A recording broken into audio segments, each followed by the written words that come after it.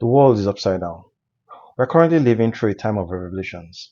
Chances are that the heroes you learnt about in history lessons at school are probably the villains, and the villains you learnt about, in many cases, might actually be the heroes. That was certainly the case with Gaddafi of Libya, who had done so many good things for his people, and whose only crime was standing against the imperialist West, as well as his stockpiling of gold to move away from the economic weapon of American hegemony, that is the US dollar.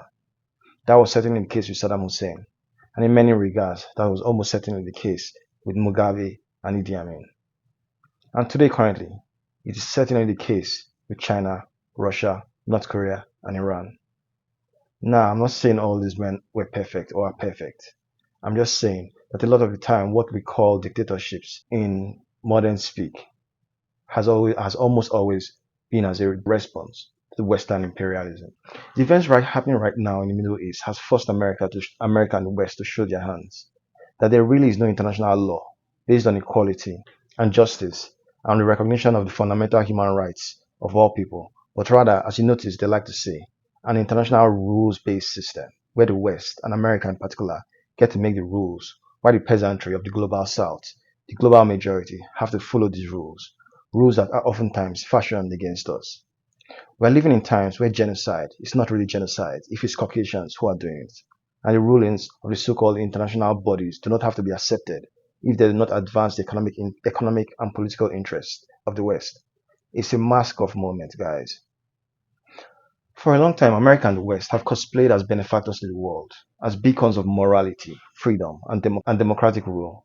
And with the might of their media empires, through which the rest of the world's perspective is filtered, many of us have believed this narrative, when in fact they have been the despoilers, tyrants, rogue states acting with impunity in a world where might is right. And if your propaganda is good enough, where you can maintain the semblance of morality, then that's a good thing. But if not, it doesn't matter. What is anyone going to do about it?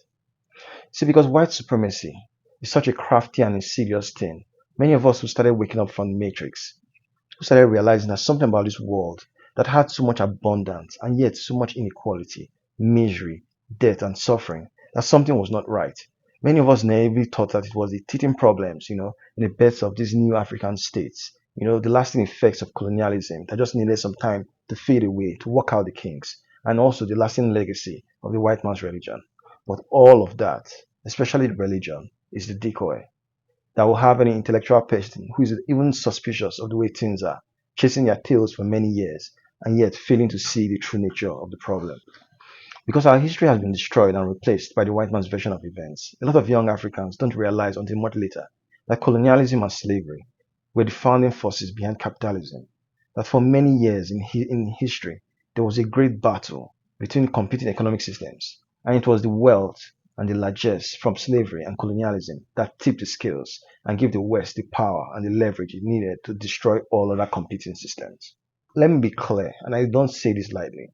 The world as it is today is exactly how the world might look if the Nazis had won. The global system is a fascist, white supremacist, autocratic system that achieves Western advancement and supremacy on the subjugation and destruction of all other people, and that uses its considerable media assets to craft a narrative of the world that it wants people to believe in. You might say slavery and colonialism have ended, but it is very important for Africans to realize that slavery and colonialism didn't end because the West had a change of heart or found the error in their ways and that they repented. No, these things ended by centuries of armed resistance, international advocacy that increased post Second World War, and because internal conflicts between the colonizing nations led to two world wars that left them broke and without the manpower and resources for the very expensive project of colonialism. It wasn't a defeat of racism and white supremacy. It was a strategic retreat and rebranding. America, because they were far from the front lines and only joined at the end, still had the wealth of their colonies and slave trade pretty much intact. And through a series of strategic maneuvers, were able to edge out many of the old colonial powers, especially Great Britain and Germany, establish the US dollar as international currency to be used in the international banking system for the settlement of trade between nations, making it a very potent economic weapon, and laid siege to the Soviet Union, who eventually capitulated in the interest of peace. America then spent the next decades breaking up the former Soviet states and using its secret services to go after the remaining socialist and communist holdouts across Europe, Africa, Asia, and South America, so it could eventually establish the system of neocolonialism, which we see today across the nations of the world. Now, what is neocolonialism? To go with a simple definition, the Britannica defines it as the control of less developed countries by developed countries through indirect means. The best way to describe neocolonialism is a global financial pyramid scheme. Basically, after laying waste to all the world and stealing their resources through colonization and all the other ongoing pretend wars the West has been waging ever since, the West ended up with all the money and control of all the world's financial institutions. And then they'd say to the developing world, if you want money to rebuild your countries and develop, then you must follow our rules. What are these rules? Now, I'll probably do a whole video on how the West weaponizes its financial institutions, but some of these rules are enacting austerity and privatizing all your public services and key industries. Why do they do this? Because the West is not really interested in helping you develop. The economic model of the West is selling its processed goods to the rest of the world. So it expects to use the rest of the world as both its market for these goods, as well as its source of cheap labor and resources. So austerity means that you cut all government subsidies, just like you see happening in Nigeria right now, with petrol and electricity, and you greatly devalue your currency against the dollar. What does this achieve? First, the loans are never sufficient to complete any major project. Second, they are given at such an exorbitant rate, and with your devalued currency, most countries end up using most of their GDP to repay the interest on these loans. 3. Your citizens are poor because your industries don't work and you have to use your devalued currency to import international goods. 4. Your devalued currency means it takes a whole lot of money to invest in industries, and so not many locals can afford to set up industries. So you eventually have to turn to international companies to come and set up these industries in your country. And who owns these international companies?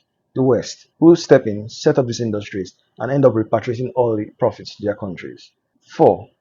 If you don't have the capital to process your resources, you have to sell it, and you have to sell it cheap to them, and then they process it and sell you the finished goods. 5. Whenever they need cheap labor, they can either come and produce in your country, or they will offer your citizens visas to come to their country, where they will use you as a workforce to undercut the wages of the indigenous population.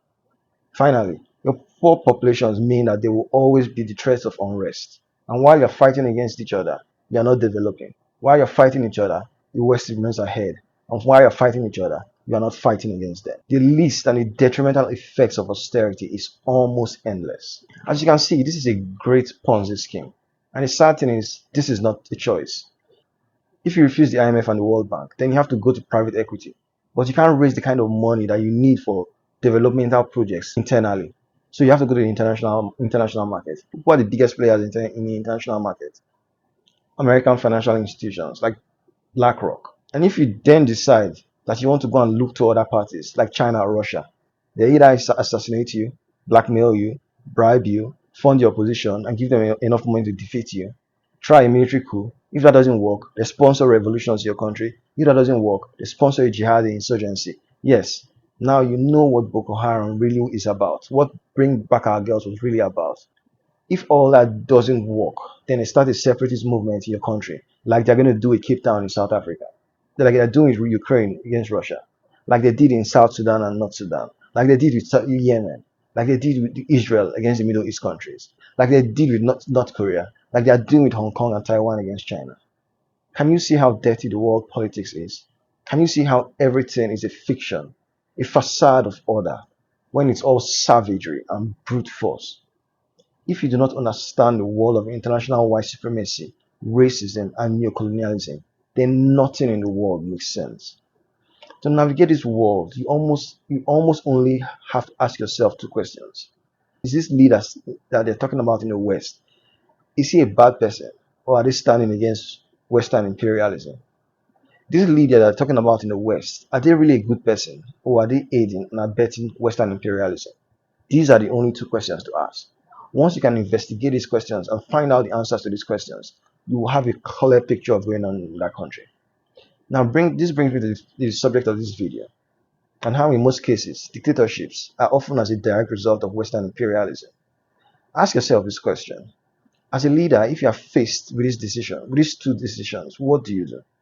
Because there's really only two options for you, and both of them can and often do lead to a dictatorship. The first option is stand against the West and do the right thing for your people, knowing that eventually the West will come after you. And what does this lead to? It leads to you cracking down on your opposition, knowing that they're going to eventually be used by Western imperialists against you.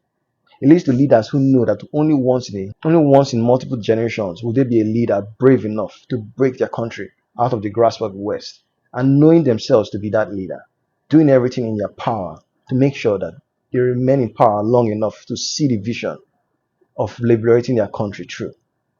That leads to dictatorships.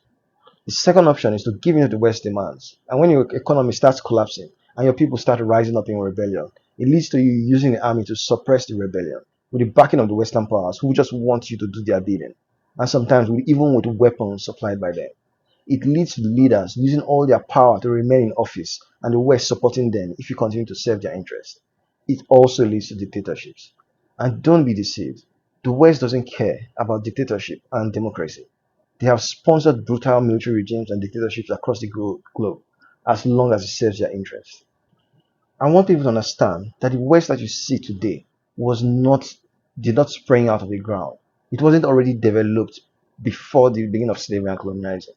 No, it was as a result of the resources stolen and the people stolen that during slavery and during colonialism and now using neocolonialism.